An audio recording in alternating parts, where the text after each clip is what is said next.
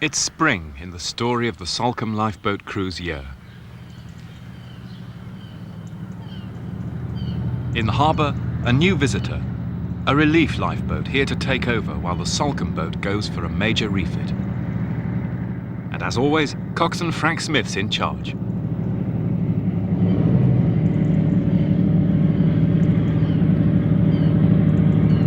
We've just changed over lifeboats. Our lifeboat's going away for a refit tomorrow, and we've got a relief tine here with exactly the same amount of equipment as what our boat's got, so nothing's changed. It's just that we got a different boat here. Over.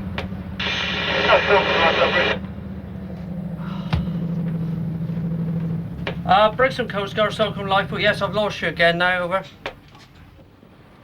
Frank's a bit of a legend in Salcombe for spit and polish, and he soon has his volunteer crew out with the wax, even though it's Sunday. Lovely day, isn't it? I've been looking forward to this for a long time.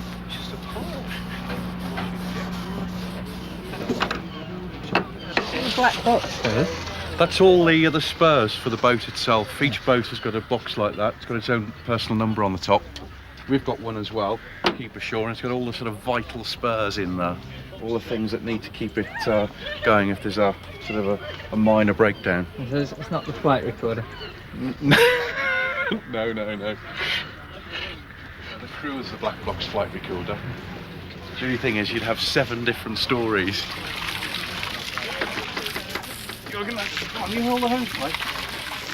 Hairdresser Mark Featherstone and his girlfriend Alicia are still living apart. And as Sunday's the only day he gets to see their daughter Lauren, she gets roped in too. Oh, super. Doesn't that look nice? So the lifeboat heads off for its £40,000 refit. Meanwhile, with the threat of eviction from the pub hanging over him, Colin Power has to face up to the prospect of leaving the crew. We need to look for more crew. We don't want to accept people unless we consider them to be totally suitable, and that is very much up to you as a crew, and primarily up to Frank as coxswain. The fact that Colin is in danger of leaving, we hope he doesn't, but there's a strong possibility, I guess, isn't there? Well, to be honest, I haven't got a clue of what's happening. Well, I know what's happening to us as regards the pub. That's finished, that's gone. But I've no idea where I'm going to be homeless and jobless, so I've no idea, and I mean that seriously. I think the important thing too is that we don't want to take somebody on unless they are suitable. I'd rather we were a bit short and because we've got a damn good crew at the moment. That's right. And people that you don't know, I mean, we're getting people now that's just come to Salcombe or has lived in Salcombe for a long time and you don't know them. I don't know who they are or what they're doing. I mean, like Lucy is a local person that's lived here all her life in the same road as me, and I know Lucy. But some of these people that are coming now, I don't know who they are. I think if we went back to what Bill used to do, I mean, when we came on, it was 3 years before we got a lifeboat jumper. Yeah, going on with that, I wouldn't say 3 years. No, I wouldn't say 3 years, but I think, anybody joining the crew has got to prove their self, and we don't issue out ties and jumpers and badges. Yeah, that's fair comment. Lucy, get your jumper up. I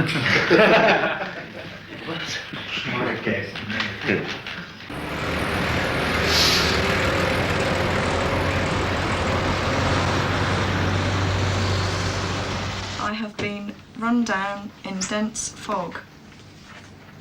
The ship has broken in 2 halves. Both are sinking rapidly. Require immediate assistance. Over.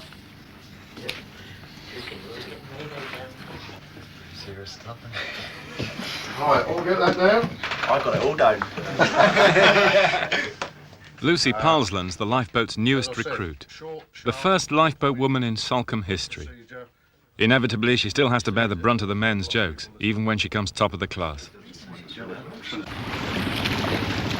And if today's boats were still rowed as they were in the past, she'd probably put some of the men to shame on the water too. I don't think of Lucy as being female, I just think of her as being a crew member. And she's been with us now for, 6-9 months. And as crew members go, I rate her very highly indeed. The fact that she's a girl's got nothing to do with it. She does the job and she does it very, very well. I wish we had more like Lucy, quite frankly. I mean, she is, as far as I'm concerned, a good lifeboat man. Lifeboat person, whatever. But she's got what it takes, she's got the right stuff, as far as I'm concerned. I've got blisters. Wires sticking out here. Whereabouts? What, the wires are on my blisters? Yeah, blisters. My hands. I've probably got some on my bum as well.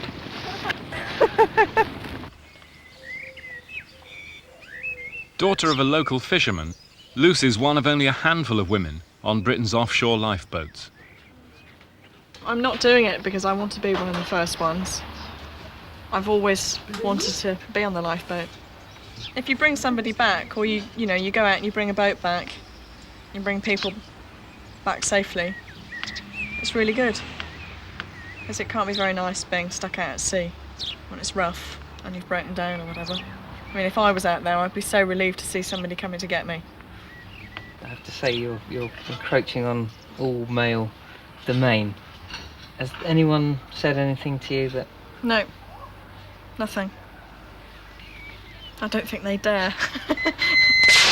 Hold your back!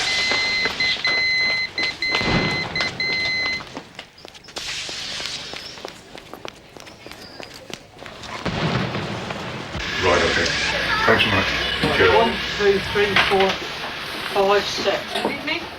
No, you're alright, those. Lucy won't be going on this one. The lights off. The last to join, she's usually the first to be dropped, but she still loves being a crew member.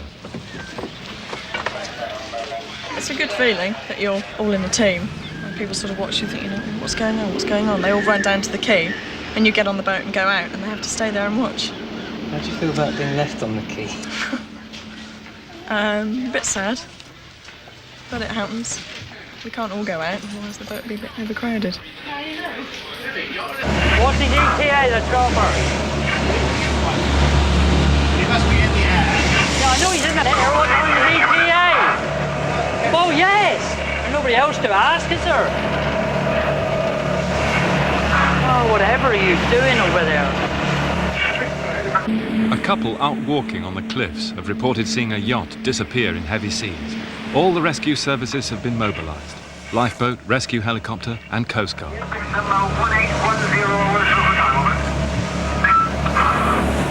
off Surrey Mill now. You're going out on intercom. You're going to be on radio, Roger.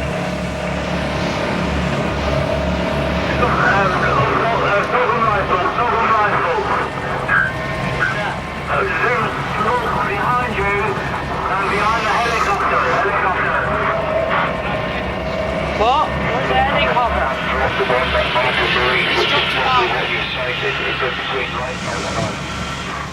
Who else was calling though? What? That's the marker the helicopter's just dropped.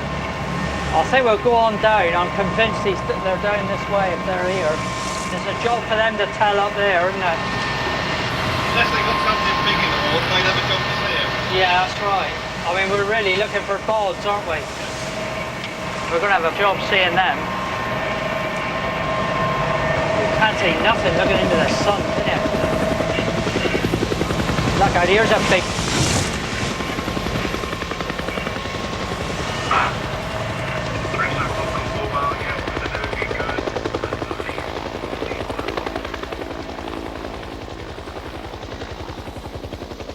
After 3 hours, the mystery of the disappearing yacht is unsolved. We haven't found anything. The helicopter hasn't found anything. And the Coast Guards can't see anything from the top of the cliff, but you come away not feeling 100% happy, if you know what I mean. It's not a nice feeling not knowing what did really happen. We don't know, quite honestly. We don't know.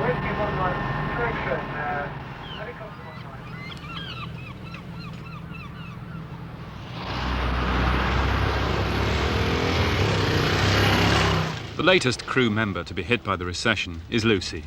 She's been made redundant from her milk round. Looking for a new job, she decides to tackle another all-male preserve. I've noticed that you do tend to like a man's world, as in I've seen you drive your rally car around, and I hear that you're also a member of the Salcombe Lifeboat crew, and I feel that perhaps you've got the right ingredients to work here. Are you would you be happy with that sort of job opportunity? Yes, yeah, that'd be really good. Yeah, you think you can hack it in a man's world? I should think so. Have you any objections to me being on the lifeboat? I mean, if my bleeper goes off, obviously I've got to pop down to No, Salcombe. as long as it's not too often, I don't think I'll mind. Let's hope that the lifeboat isn't called out too many times.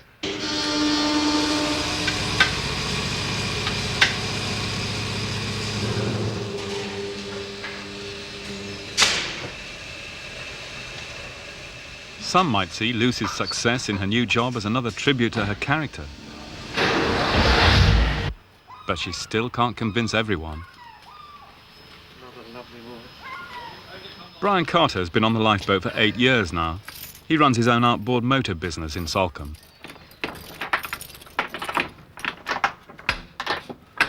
Here we go again. This is where it all happens. This is the hub of the empire. Could be lost without this now. Well, I am lost. When these things break down, as this is the third one we've had. When these things break down, you just might as well close the doors. I suppose I better do something now.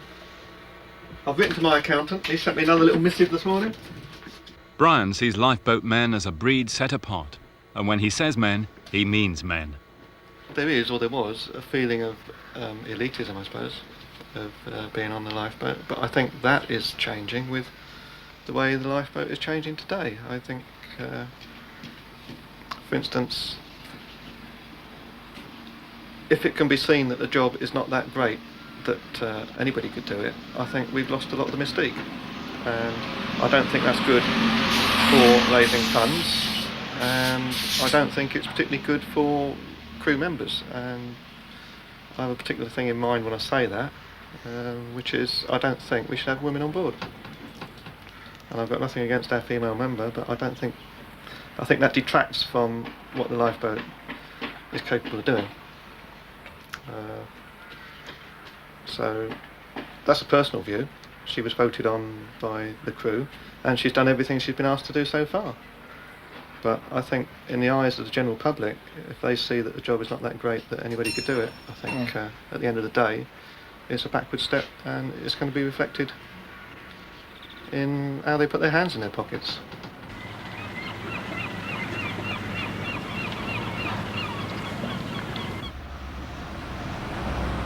After a 7-week wait, Frank arrives at the Appledore shipyard in North Devon, hoping to pick up his newly refitted boat and take her on passage back to Salcombe.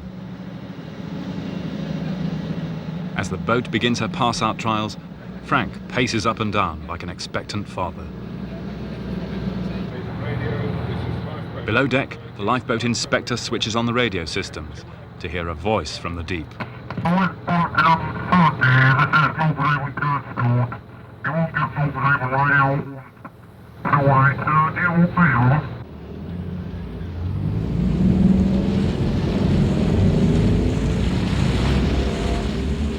After that auspicious start, every aspect of the boat's performance is put through its paces.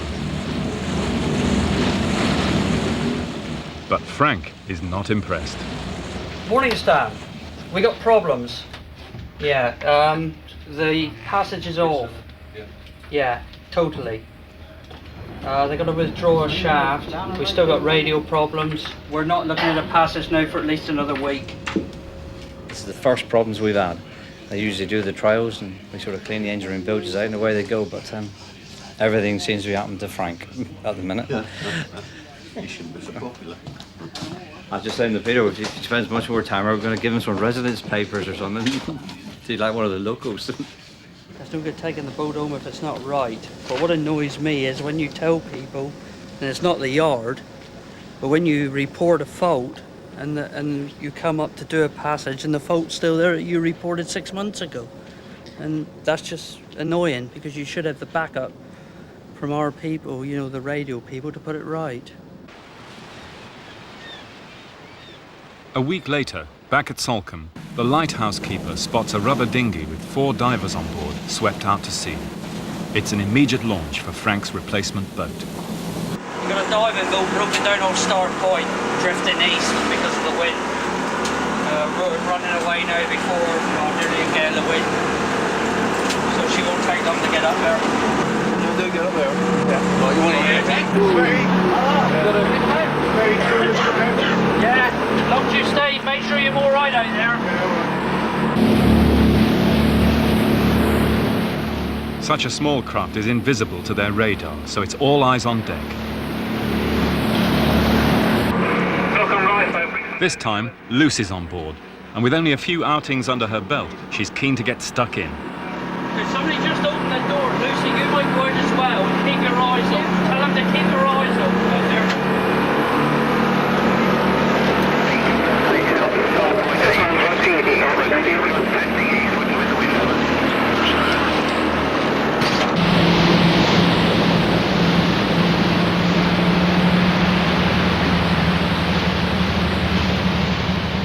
They scour the sea, though it's a bit like looking for a needle in a haystack. He's about a quarter of a mile away, over. But after an hour, they spot 4 tiny bobbing heads on the sinking dinghy. All right, Raymond, I've got. Coming up to.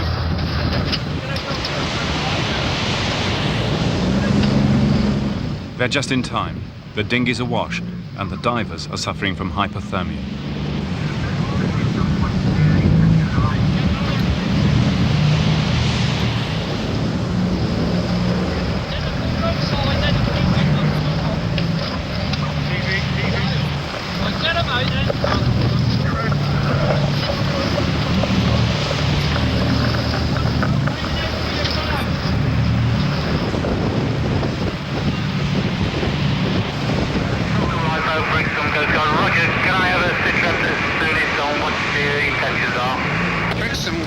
Salcombe Lifeboat. All the casualties are on board. They are suffering from cold at the moment, and we're presently sorting out the boat, and then we'll let you know what our intentions are. Over. We set out from Hall Sands. The weather was quite flat. The sea was quite flat. The weather was quite calm. We'd already dived there in the morning, and it was quite a good dive in the morning. We went a little bit further. The sea got a bit rougher, so we started making our way back. The engine got swamped and we lost power, and we've just drifted since then. We've got a guy who hasn't dived too many times before, and he was a bit worried. But, yeah, we're all right. Yeah. Nice to be on here. Yeah, understood. Hold on, we lost it, back, lost it. Go on. We're going to have to put one of our lines on it. No, you're going to have to bring the rope up so I can get alongside her. With the rolling of the lifeboat, some of the divers become violently seasick, but they'll soon recover once they reach dry land.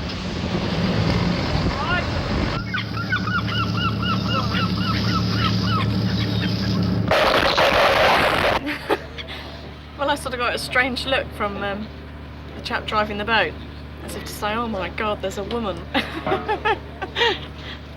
But we eventually got him in, so it was all right. He had a sort of look of horror on his face. When you in you know, at work in a place like that, and you tell people that you're on the lifeboat, what kind of reactions do they have?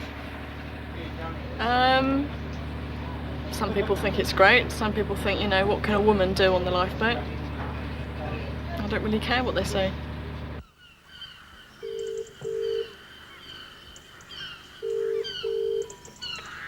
Hello? Liz, how are you, all right? Fine.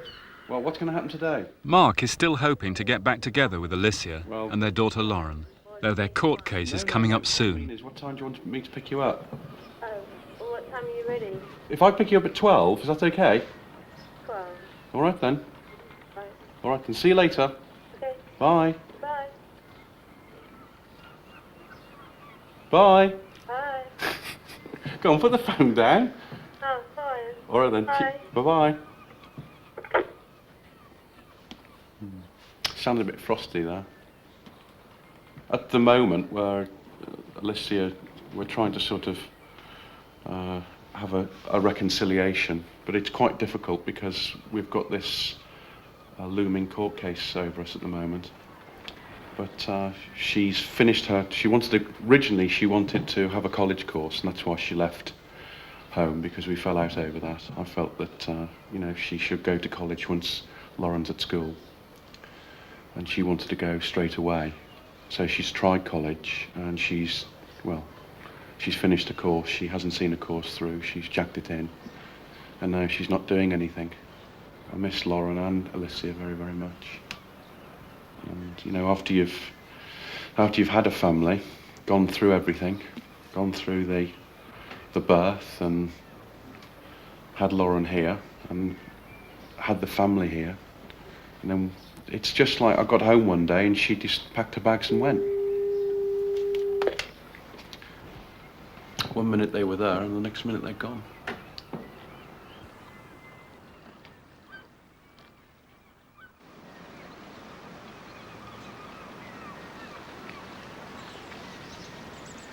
Not always the most popular visitor at the Appledore shipyard, Frank returns in the hope of finally taking his baby back home. Hello, Peter. Hello. Everything's okay? Cheers, John. All right? Am I smiling this week or not? Are you? No. How'd it go? Very well, yes. Excellent, yeah. I think we're well pleased. No problems at all. Frank's getting his dusters and polishing gear out, and he's going to have a go to try and polish it off a bit more.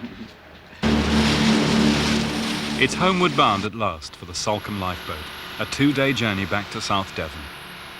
But only a few hours out, Frank becomes concerned about one of his engines. It turns out to be leaking oil from the same shaft which gave him trouble before. It's just not Frank's day. Can I use the other engine then? Yeah, but just Peter, so she unroll her guts out. I'm going to get down here and clean this one up.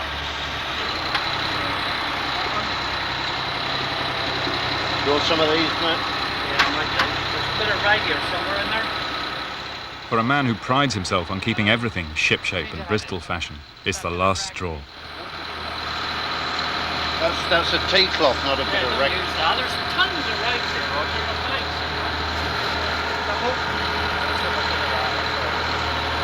Want me to come down with you? The very thought of it, to have to be rescued in your own lifeboat. These things are sent to try us. And they do. But there's nothing wrong, and within a few hours the boat's back in Salcombe ready for duty, saving lives.